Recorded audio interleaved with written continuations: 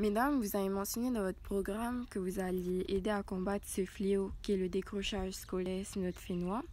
À votre avis, le décrochage scolaire est-il vraiment un enjeu majeur? Est-ce vraiment aussi important? Moi, présidente de la Polynésie française, j'affirme que la lutte contre le décrochage scolaire est un combat d'une très grande importance.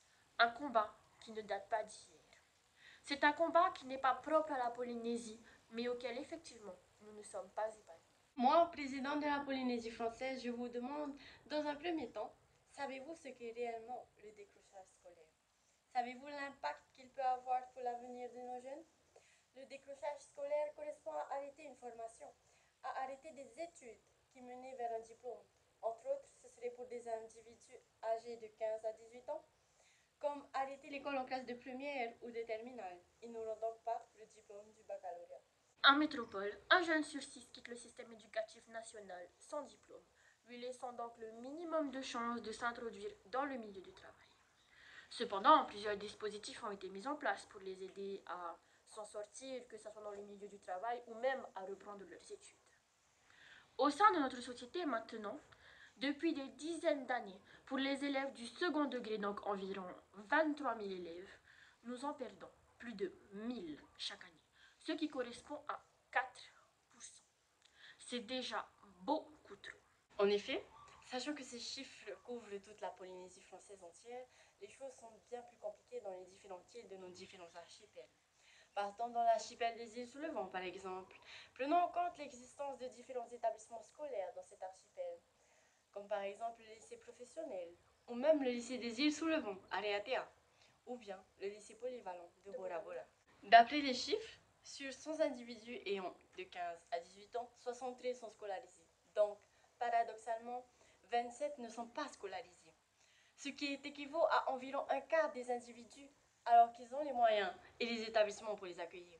Autre exemple, dans l'archipel des îles australes, parmi les individus de 15 à 18 ans, 86 sont scolarisés, donc 14 ne vont pas à l'école. Cependant, les îles australes ne disposent pas des mêmes moyens. Il n'y a qu'un seul collège et aucun lycée pour les 5 îles de l'archipel. Les enfants de l'archipel des australes doivent se séparer de leurs parents très tôt. C'est très dur pour eux. Et c'est pour cela que moi, présidente de la Polynésie française, je vais les aider. Les Polynésiens de nos jours ne sont pas conscients de ce que le décrochage scolaire engendre. Vous êtes-vous déjà demandé ce que les jeunes n'ayant pas obtenu leur diplôme feront dans leur vie? À quel point la vie sans diplôme peut être difficile? Premièrement, mettez-vous à la place d'un chef d'entreprise et admettons que vous recrutiez 2 personnes se présentent à vous. L'une ne possède aucun diplôme et n'a aucune expérience. L'autre, cependant, possède un bac plus 3 dans le domaine. Nous savions bien, vous et moi, qui vous allez choisir. Il est très difficile pour les jeunes sans diplôme d'obtenir un travail. Ils seront donc au chômage. Sur 100 individus n'ayant aucun diplôme, 30 sont au chômage. Alors que sur 100 individus diplômés du 3e cycle universitaire, donc qui possèdent un doctorat, seulement 3 sont au chômage. C'est 10 fois moins. Les individus au chômage sont des individus qui, au fur et à mesure du temps, se désintègrent socialement. Ils finissent seuls, ils n'ont plus d'amis, plus de famille, plus personne ne les aide. Ils sont livrés à eux-mêmes. Cependant, réfléchissons 2 secondes. Pensez-vous que ce sont les enfants de personnes diplômées qui finissent dans des situations pareilles? Que ce sont des enfants de cadres qui arrêtent l'école avant l'acquisition de leur diplôme? Non. La plupart du temps, ce sont des enfants d'artisans. Des enfants qui vivent dans des situations difficiles, dans des milieux pauvres, des milieux populaires. Où et vers qui ces jeunes vont se tourner pour survivre et se faire de l'argent? Ils vont finir au bord de la route et vont se mettre à vendre du cannabis ou bien d'autres substances illicites. Et je répète, ils feront cela pour pouvoir survivre. Personne ne leur donne une chance, alors moi, présidente, je leur donnerai une chance. Agissons vite, mieux vaut prévenir que guérir. Nous ne devons pas attendre.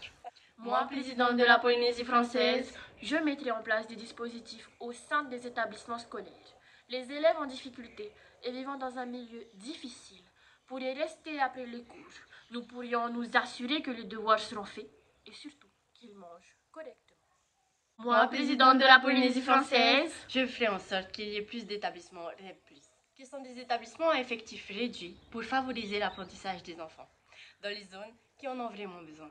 Moi, présidente de la Polynésie française, j'offrirai mon aide à la MLDS, mission de la lutte contre le décrochage scolaire, pour obtenir des résultats bien meilleurs que les années précédentes.